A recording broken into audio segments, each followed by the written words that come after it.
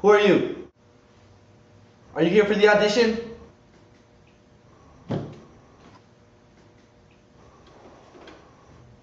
Do I think it's worse than the prequels? Tentatively, I'm going to say yes. This is probably the worst Star Wars movie I've seen in my life. You're in! I like 'em big, I like 'em chunky, I like 'em big, I like 'em. Welcome back to Why It's Great. This is the series where I pay my respect to some of the movies that I feel get too much undeserved hate and highlight all the aspects of these films that in my opinion are great. Today we're tackling The Force Awakens, which to this day remains one of my absolute favorite cinema experiences of all time. Challenged maybe only by Infinity War and The Last Jedi. This is why today I won't be going too much into detail about the negatives of this movie, because it's already been done way too much, and as you all know, here on the TurfNation channel, we're all about positivity. No, but as always, I'll have a small section at the end of the video where I talk about some of the flaws, but for the majority of this video, I'll be pointing out the standout moments of this movie, or just aspects that I personally really enjoy. As always, I'll rank the standout moments as either bronze, silver, or gold moments, but I'd also love to hear your own opinions on this movie down in the comments. We're all different, we all like different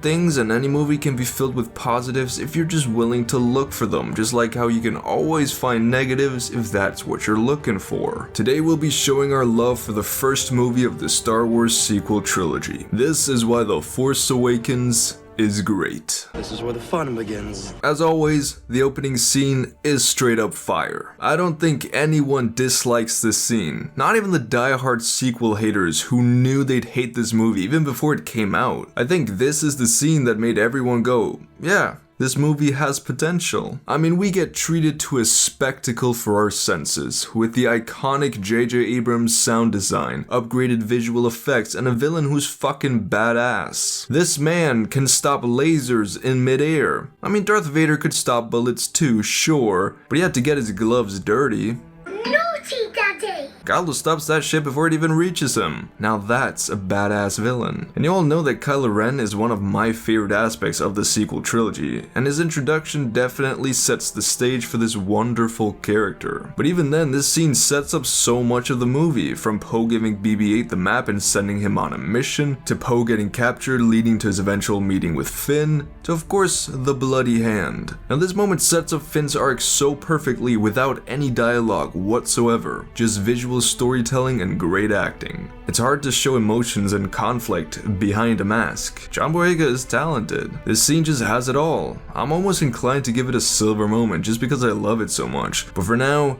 it's a bronze moment. It still stands out though, in the best way possible. Then we get Rey's introduction, which for me is a bundle of silver moments. Now we recently had a discussion about this over on my Discord server, which by the way, you should join. It's a lot of fun and there are some great people over there. But yes, there was a debate about whether or not Rey's introduction could rival the introductions of Luke and Anakin, and to be honest, it was a stupid debate. Of course, her introduction scenes are on the same level as the two of them, because how do we choose between them? All three of them succeed at telling us everything we need to know about the characters. There's no point in comparing them. But anyways, we're talking about Rey. I actually really like her introduction. And no, it's not just the music that I love. I mean, I do love the music. It's a wonderful theme and truly underrated within the Star Wars community. I've listened to this song so much. But this sequence of scenes also tells us so much about Rey both as a person, but also her traits and abilities. We see her physical attributes that come from a life filled with scavenging, adventuring, and fighting for survival. We see how she just swings around inside the fallen AT-AT,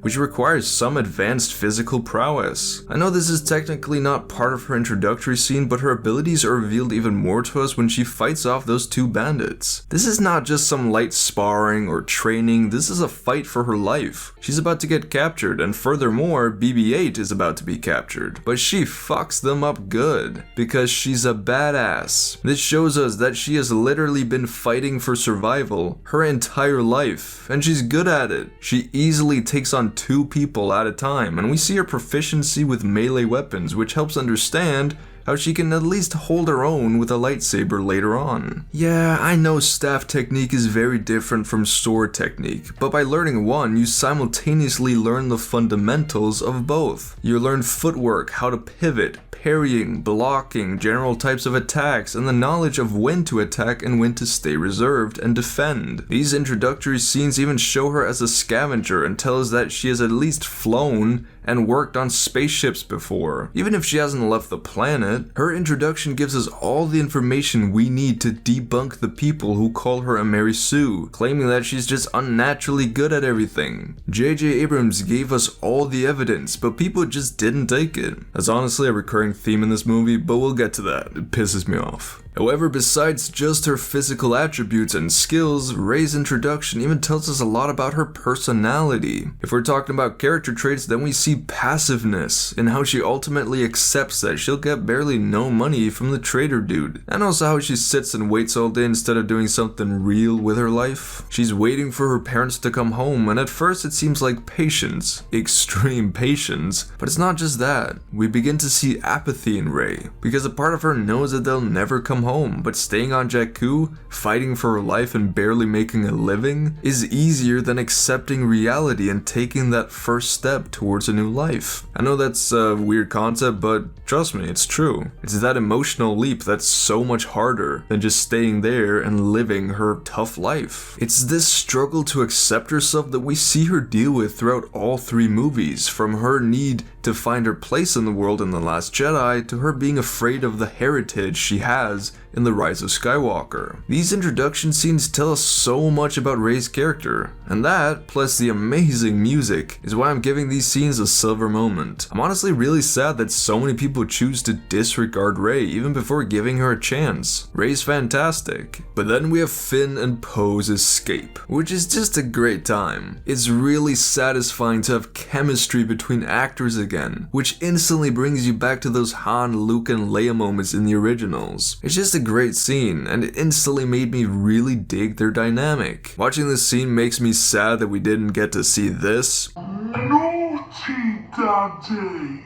But oh well. Then Finn and Rey escape on the Falcon. This is one of those clips that brought so much hype in the original trailer, and the actual scene lives up to it. It's a pretty engaging chase scene, and it actually makes sense. A lot of people like to shit on this movie by saying that Rey is a god because she shouldn't be able to fly this thing. But boys, have you not been paying attention? Rey has obviously worked on ships before, and even flown some, because why else would she call herself a pilot when Finn says they don't have one? Rey has all the capabilities to fly, but it even takes her a couple tries before she gets it to actually fly. She's literally struggling all the way throughout the chase scene. And hey, remember that she has the Force. Yeah, she's not trained and she doesn't even know she has it, but that hasn't stopped the Force before now, has it? Both Luke and Anakin were insanely gifted in the Force, and they were incredible flyers before they even knew about the Force. Anakin is even described as being the only human who can pilot a pod racer. So why is it so weird that Rey can fly the Falcon? It's not like it's an airplane where you need considerable knowledge of aerodynamics.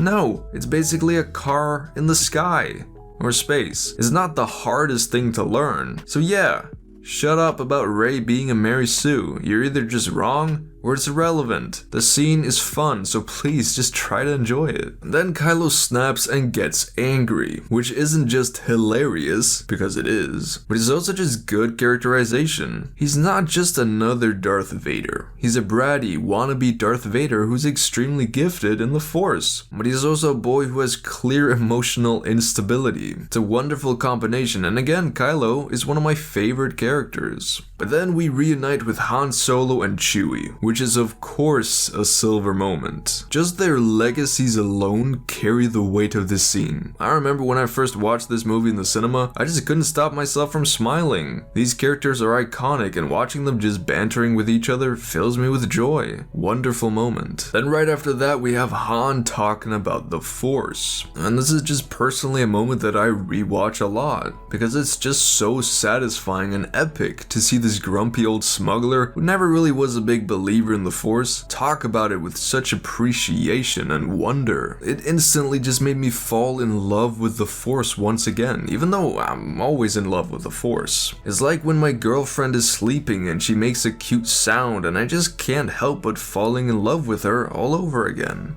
Yeah, it's like that. I just love this scene. It makes me remember why I love Star Wars. Then Han asks Rey to help with the Falcon. This is just a beautiful moment of bonding, and it's not only great characterization for Rey, it also shows a side of Han that we haven't really seen before. People like to say that Han is exactly the same in this movie that he was in the originals, but not quite. There are small pieces of evidence that tell us that Han has matured, at least a little. I just enjoy this heartfelt moment. It's cute. Then we have the cantina scene. Wait, no, wrong movie. Next, we have the scene in Maz's castle. This scene instantly makes you feel nostalgic, and it's because it captures that same atmosphere from A New Hope. The practical effects and costume design is just stunning. But this scene isn't just a gift for the eyes, it's a gift for the characters, because there's some great development in the scene. Finn is by far the standout, just like he is for the whole movie. But basically, this is where he reveals to Rey and the others that he was a stormtrooper and not a resistance fighter. He knows what the First Order is capable of, and naturally, he's afraid. He wants to run away.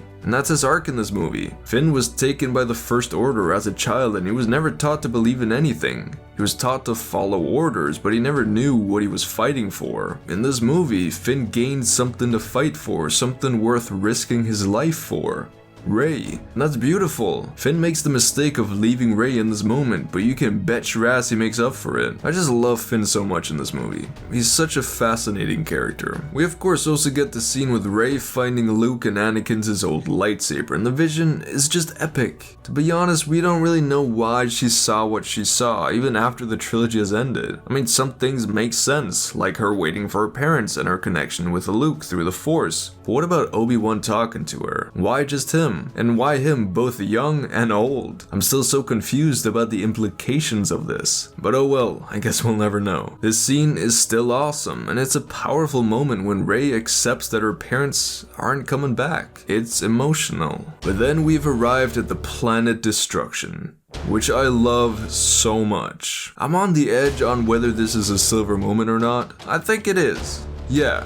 It's a silver moment. I mean, Hux's speech is great, and the allusion to the Nazis is cool. It's a bit sus, but it's good. But oh god, the visuals of Starkiller Base firing is magnificent. This is like Alderaan blowing up, but better. The CGI is stunning. The reactions of our heroes witnessing this and the sheer horror in their eyes gives me goosebumps. We see actual people on the planets giving the event more emotional impact. We even get this gorgeous lens flare that wasn't essential, but JJ put that in for our enjoyment. He did that for us. This scene still just blows me away, because being a fan of Star Wars my whole life, this kind of spectacle was what I'd been waiting for. Then we have the battle at Takodana, and this one is fun too. We of course have Finn using a lightsaber, which was an awesome moment because it had been so damn long since the last time we'd seen a lightsaber being used on screen, and naturally, Finn sucks with it. He gets his ass handed to him by a fellow stormtrooper, but he gets saved by Han fucking Solo, who finally tried out Chewie's bowcaster. What can I say?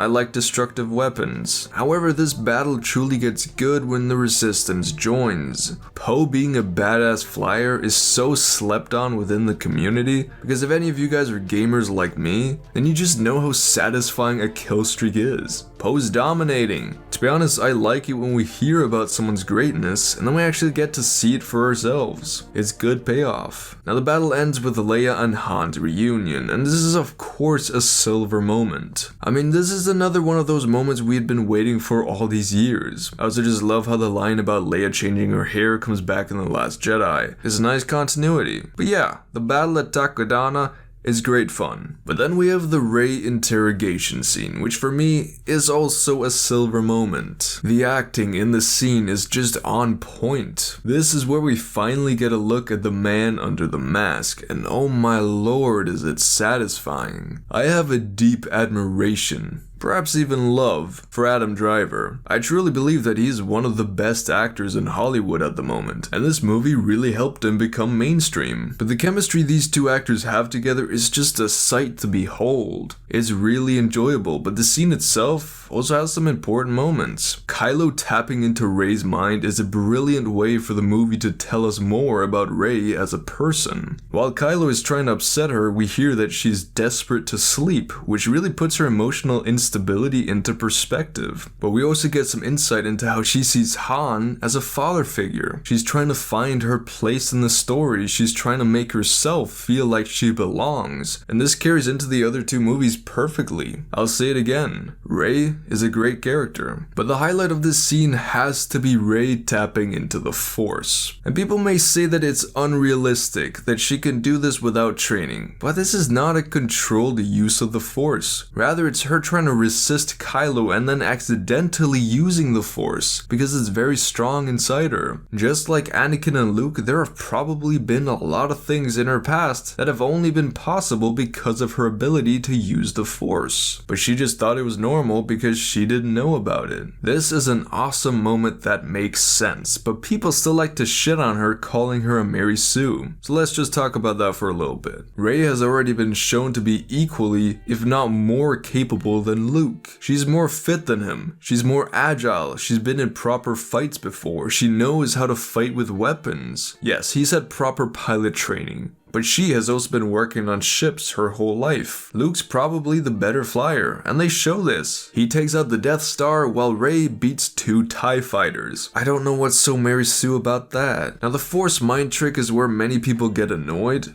but let's just think about it. Rey has obviously heard about the Force before. We can see this from her reactions to Han talking about it. We can assume that she has heard about stuff like lightsabers and Jedi mind tricks, because how else would she be able to try it if she has never heard about it before, if she didn't know what it was? Han confirmed to her that the Force is real, and she's just been able to resist Kylo Ren, who she has seen firsthand being incredibly powerful with the Force. This shit gives her confidence. If she can resist Kylo fucking Ren, then why shouldn't she be able to mind control a stormtrooper? It's better to try something than not to do anything at all. This movie really does give you all the details, all the evidence, and some people look at it and just throw it in the trash anyways. God, it always pisses me off. However, then we move on to Han and Leia's goodbye, which is so heartbreaking. You just know that Han isn't coming back. You want to believe that he is, but you're not really believing in hope. The foreshadowing is just too real, and this scene always makes me sad. Let's just move on, please. I'm in charge. I'm in charge now, Phasma. I'm in charge. Bring it down. Bring it down. Follow me.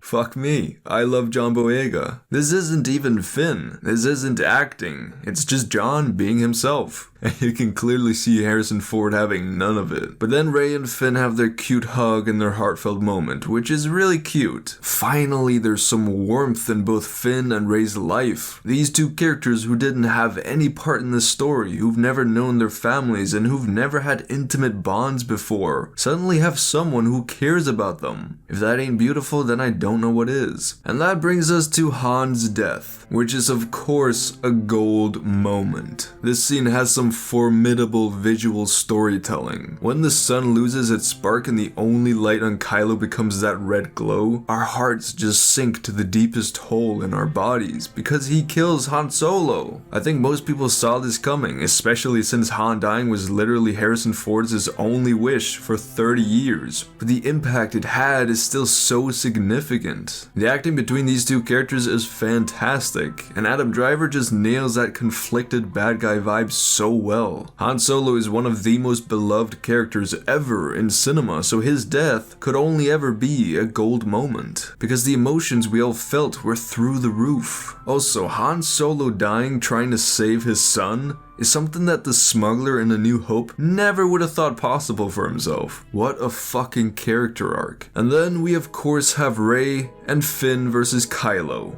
which is a silver moment. I still remember the hype I felt when I first saw this fight. In the moment, I was filled with a mixture between nostalgia and having a nerdy mental breakdown. The improved visuals for lightsaber fights was so amazing to watch. It's one of the coolest things about the Star Wars franchise, because seeing the difference in styles and effects in the lightsaber fights between the different trilogies just makes you appreciate the franchise more.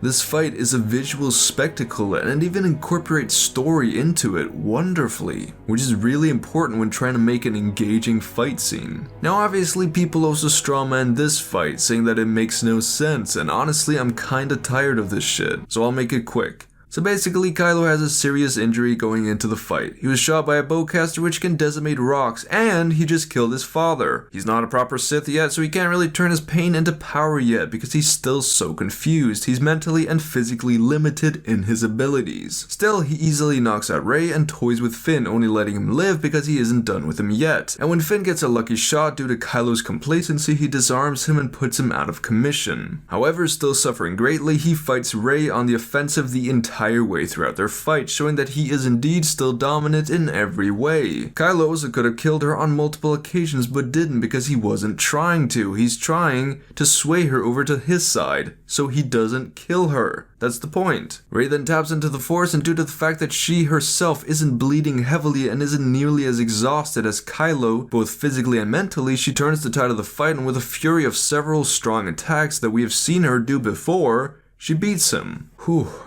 Why is this so hard for some people to understand? This fight makes complete sense. It's fun, it's relevant to the story, and it's a visual treat for the eyes. I enjoy this fight very much, and that's why I get silver.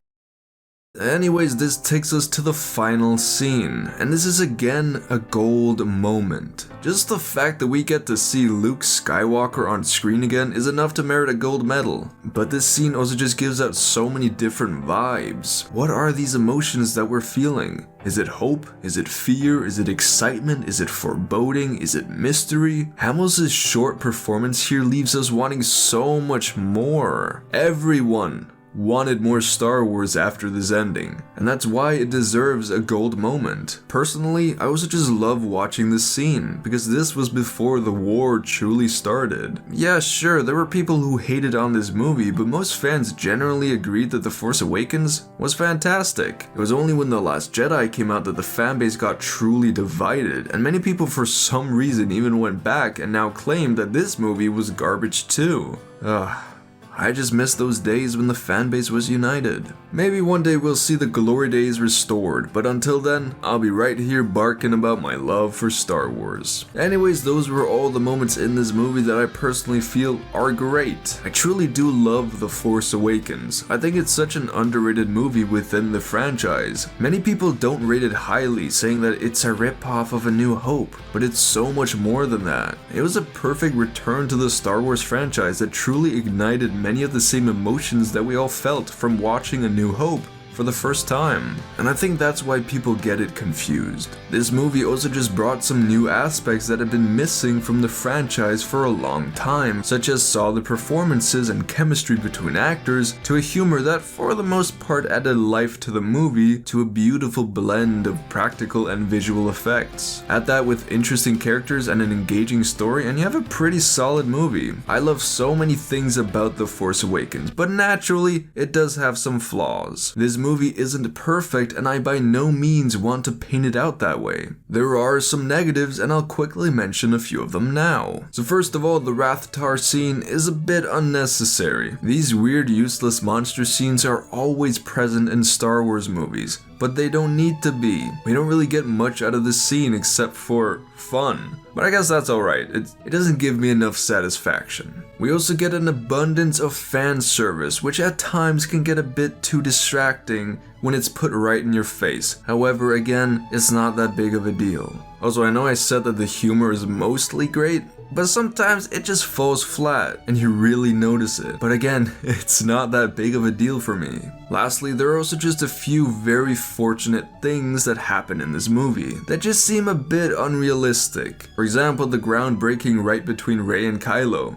That's pretty lucky. Also, Han and Finn just happen to see where Rey is when they're talking about finding her on this massive fucking base. Yeah, that's pretty lucky too. It's just a bit over the top in terms of luck, but I really just don't care. The thing about this movie is that while it naturally has points of criticism, these points are for the most part greatly overshadowed by the positives. The Force Awakens tells a fun and exhilarating story, and I love it to death. So thank you for listening. This has been why The Force Awakens is great. Anyways, I hope you all enjoyed this video. If you agree, disagree, or have anything to add, then please do tell me down in the comments. For those of you who love the prequels, don't worry, I'll be making a video like this for Attack the Clones in the near future. I love all the Star Wars movies, not just the sequels, and I want to celebrate that. But anyways, if you did enjoy this video, then don't be afraid to like and subscribe for more content like this in the future. I hope you all have a wonderful day, stay safe, and peace out.